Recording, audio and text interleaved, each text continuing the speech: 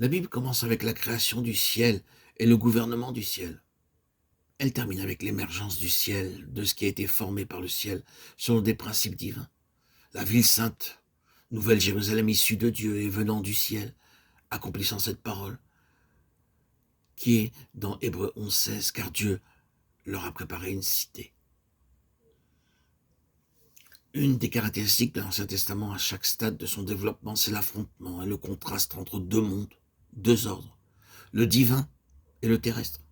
Tout au long de l'Ancien Testament, nous avons cet élément du ciel défiant ce monde et saisissant dans ce monde ce qu'il pourra prendre et constituer selon son propre ordre et sa nature céleste. Cela ne demande pas une connaissance très profonde de l'Ancien Testament pour pouvoir confirmer cela. En parcourant rapidement toute son histoire, vous reconnaissez que vous êtes en présence d'un conflit incessant. C'est ce conflit entre le ciel et la terre. Ce ciel n'est pas satisfait par ce monde. Bien au contraire, le ciel est contre ce qui est ici dans ce monde.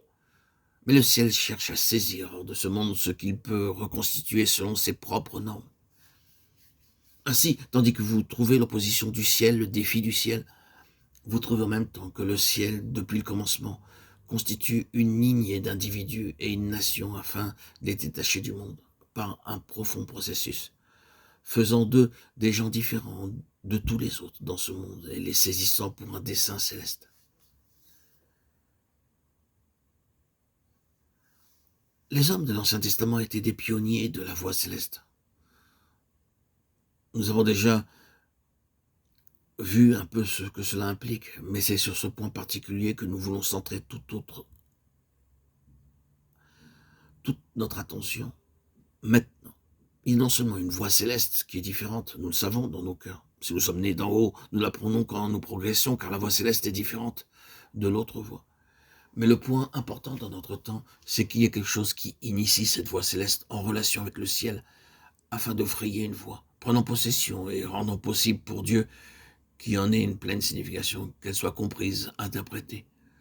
Un ministère que les autres pourront suivre. Nous disions auparavant qu'il y avait dans celui qui est né d'en haut le sens qu'il était un pionnier, parce que pour lui, cette voie est une voie nouvelle, qu'il est le seul à pouvoir suivre. Personne ne peut le faire pour lui. C'est une voie nouvelle. Notre préoccupation actuelle, c'est l'aspect de la vocation dans tout cela. La majorité des enfants de Dieu ne connaissent que bien peu ce qu'est la voie céleste. Il n'y a aucun doute à ce sujet, la chrétienté organisée est très largement devenue une chose terrestre, avec des conceptions, des normes et des ressources terrestres. C'est donc spirituellement devenu très limité. En comparaison avec le ciel, ce monde est une très petite chose. Cela est vrai spirituellement aussi bien que de manière visible.